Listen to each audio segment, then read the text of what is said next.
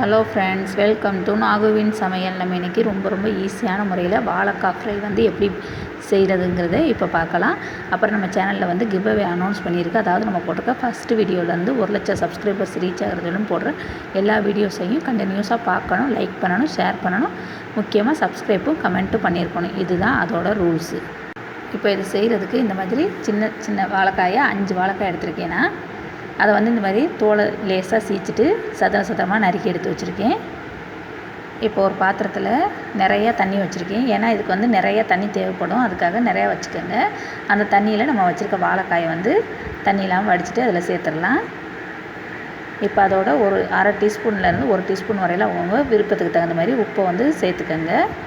நான் வந்து 1/2 டீஸ்பூன் அளவுக்கு உப்பு சேர்க்குறேன். நல்லா கொதி வரணும். கொதி வந்ததுக்கப்புறம் அந்த தண்ணி வந்து கொஞ்சம் கருப்பு கலராக மாறி வரும். வாழைக்காயும் பார்த்திங்கன்னா கொஞ்சம் கண்ணாடி மாதிரி மாறி வந்துடும்.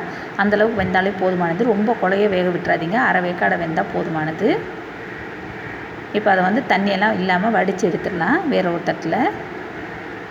அப்படி இல்லைன்னா நீங்கள் வந்து வடிகட்டியில் கூட வடிகட்டியும் எடுத்துக்கலாம். இப்போ வந்து ஒரு சட்டியில் 2 டேபிள் ஸ்பூன் அளவுக்கு எண்ணெய் ஊற்றிருக்கேன். எண்ணெய் நல்லா சூடாகட்டும். சூடானதுக்கப்புறம் ஒரு பட்டை, இலை, ஒரு ஏலக்காய், இது எல்லாத்தையும் நம்ம வந்து சேர்க்கணும். அதோட ஒரு 1/2 டீஸ்பூன் அளவுக்கு சோம்பு சேர்த்துக்கலாம். எண்ணெய் சூடானதுக்கப்புறம் எல்லாத்தையும் சேர்த்தாச்சு. அதோட ஒரு 3லேருந்து 4 பூண்டு வந்து நல்லா நச்சுட்டு சேர்த்துக்கோங்க. நச்சு சேர்த்தா தான் நல்லா டேஸ்டியாக இருக்கும்.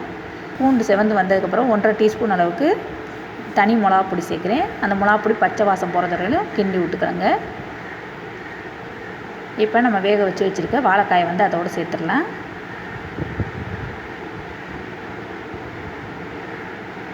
வாழைக்காயை சேர்த்துட்டு நம்ம வந்து கரண்டியை போட்டு கிண்டக்கூடாது. அப்படி கிண்டினோம்னா குழஞ்சிட்டு வந்துடும். அதனால் இந்த மாதிரி சட்டியை வந்து தூக்கிட்டு இப்படி இந்த மாதிரி குலுக்கி விட்டுக்கோங்க. குலுக்கி விட்டோம்னா தான் எல்லாம் ஒரே மாதிரி சேர்ந்து வரும். நம்ம வந்து கரண்டியை போட்டு கிண்டினோம்னா குழஞ்சி போயிடும். அதனால் கரண்டி இப்போதைக்கு போட வேண்டாம். நல்லா குலுக்கி விட்டுட்டு அது கொஞ்சம் வெந்ததுக்கப்புறம் கரண்டியை வச்சு கிண்டி விட்டுக்கலாம். இந்த நேரத்தில் நம்ம வந்து உப்பு போதுமானு செக் பண்ணி பார்த்துக்கணும். உப்பு பத்தலைனாக்க நம்ம வந்து இந்த நேரத்துலேயே சேர்த்துக்கலாம். இப்போ பாருங்கள், கரண்டி போட்டு இப்போ கிண்டினோன்னாக்க அது வந்து அந்தளவுக்கு உடஞ்சிட்டு வராது. எப்படி நல்லா வறுபட்டுருச்சுன்னு பாருங்கள். ரொம்ப சூப்பராக இருக்கும். நான் இப்போ அடுப்பை அமர்த்திட்டேன். இதே மாதிரி வாழைக்காய் சிப்ஸ் ரெசிபிஸ் வந்து நம்ம சேனலில் வந்து ஏற்கனவே அப்லோட் பண்ணியிருக்கு. தெரியாதவங்களுக்கு அதோட லிங்க்கு கீழே டிஸ்கிரிப்ஷன் பாக்ஸில் கொடுக்குறேன், செக் பண்ணி பார்த்துக்கோங்க. பேச்சுலர் கூட ட்ரை பண்ணாலும் ரொம்ப ஈஸியாக இருக்கும். இந்த வாழைக்காய் ஃப்ரை வந்து மோர் சோறோட, புளி சோறோட எல்லாத்தையும் சாப்பிட்றதுக்கு சூப்பராக இருக்கும். இது வந்து எல்லாருக்கும் பிடிச்சிருக்கும்னு நினைக்கிறேன். பிடிச்சிச்சின்னா லைக் பண்ணுங்கள், ஷேர் பண்ணுங்கள். இதுவரையில் எங்கள் சேனலை சப்ஸ்கிரைப் பண்ணாதவங்களாக இருந்தால் ப்ளீஸ் சப்ஸ்கிரைப் பண்ணுங்கள். கூடவே இருக்கிற பெல் ஐக்கானையும் கிளிக் பண்ணுங்கள். தேங்க்யூ.